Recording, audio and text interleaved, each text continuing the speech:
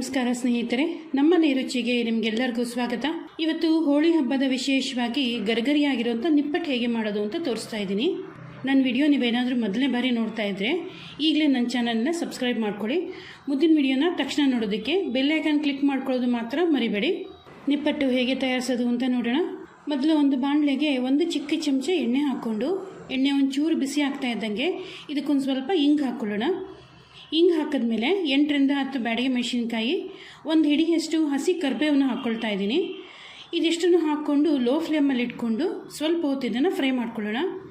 ಕರಿಬೇವು ಮೆಣಸಿನ್ಕಾಯಿ ಎಲ್ಲವನ್ನೂ ಚೆನ್ನಾಗಿ ಗರಿ ಆಗೋ ರೀತಿ ಫ್ರೈ ಮಾಡಿಕೊಂಡು ತೆಗೆದಿಟ್ಕೊಳ್ಳೋಣ. ಇದನ್ನು ಈಗ ಅದೇ ಬಾಣಲೆಗೆ 1/4 ಪಾವಷ್ಟು ಕಡಲೆಕಾಯಿ ಹಾಕ್ಕೊತಾ ಇದ್ದೀನಿ.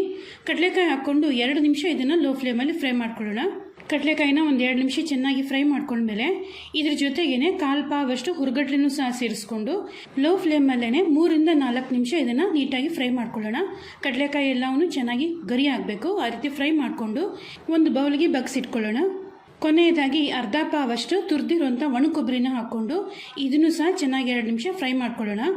ಒಂದ್ಸಲ ಎಲ್ಲವನ್ನೂ ಚೆನ್ನಾಗಿ ಫ್ರೈ ಮಾಡ್ಕೊಂಡ್ಮೇಲೆ ಇದೆಲ್ಲವನ್ನೂ ಪೂರ್ತಿಯಾಗಿ ತಣ್ಣಗಾಗಕ್ಕೆ ಬಿಟ್ಬಿಡೋಣ. ಇದು ತಣ್ಣಗಾಗೋದ್ರೊಳಗಡೆ ಒಂದು ಬೇರೆ ಬೌಲ್ಗೆ ಅಥವಾ ಒಂದು ಬೇಸನ್ಗೆ 1/2 ಪಾವು ಅಕ್ಕಿ ಹಿಟ್ಟು ಹಾಕ್ಕೊಳ್ಳೋಣ. 1 ದೊಡ್ಡ ಚಮಚ ಬಿಳಿ ಎಳ್ಳು ಹಾಕ್ಕೊಳ್ಳೋಣ.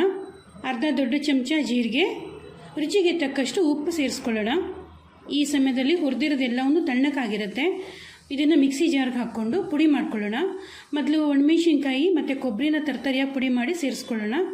ಇದೇ ರೀತಿ ಹುರಿದಿರೋಂಥ ಕಡಲೆಕಾಯಿ ಹುರ್ಗಡ್ಲಿನೂ ಸಹ ಮಿಕ್ಸಿ ಜಾರ್ಗೆ ಹಾಕ್ಕೊಂಡು ಪೂರ್ತಿಯಾಗಿ ತರ್ತರಿಯಾಗಿ ಪುಡಿ ಮಾಡಿಕೊಂಡು ಸೇರಿಸ್ಕೊಳ್ಳೋಣ. ಇದೆಲ್ಲವನ್ನು ಹಾಕ್ಕೊಂಡ್ಮೇಲೆ ಒಂದ್ಸಲ ಚೆನ್ನಾಗಿ ಕಲಿಸ್ಕೊಳ್ಳೋಣ. ಒಂದ್ಸಲ ಎಲ್ಲ ಸಾಮಗ್ರಿನೂ ಚೆನ್ನಾಗಿ ಕಲಿಸ್ಕೊಂಡ್ಮೇಲೆ ಒಂದು ಚಿಕ್ಕ ಬಾಣಲೆಗೆ 1 ಸೌಟು ಎಣ್ಣೆ ಹಾಕ್ಕೊಂಡು ಚೆನ್ನಾಗಿ ಬಿಸಿ ಮಾಡಿ ಸೇರಿಸ್ಕೊಳ್ಳೋಣ. ಇದೀಗ ಸದ್ಯ ಬಿಸಿ ಇರೋದ್ರಿಂದ ಮೊದಲು ಇದನ್ನು ಒಂದ್ಸಲ ಮಗ್ಚಿಕಾಯಲ್ಲಿ ಅಥವಾ ಸ್ಪೂನಲ್ಲಿ ಕಲಸಿ ಮತ್ತೆ ಕೈಯಲ್ಲಿ ಚೆನ್ನಾಗಿ ಕಲಿಸ್ಕೊಳ್ಳೋಣ.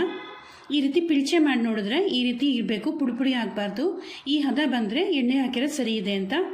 ಈಗ ಇದಕ್ಕೆ ಸ್ವಲ್ಪನೇ ನೀರು ಸೇರಿಸ್ಕೊತಾ ಹದವಾಗಿ ಹಿಟ್ಟು ಕಲಿಸ್ಕೊಳ್ಳೋಣ.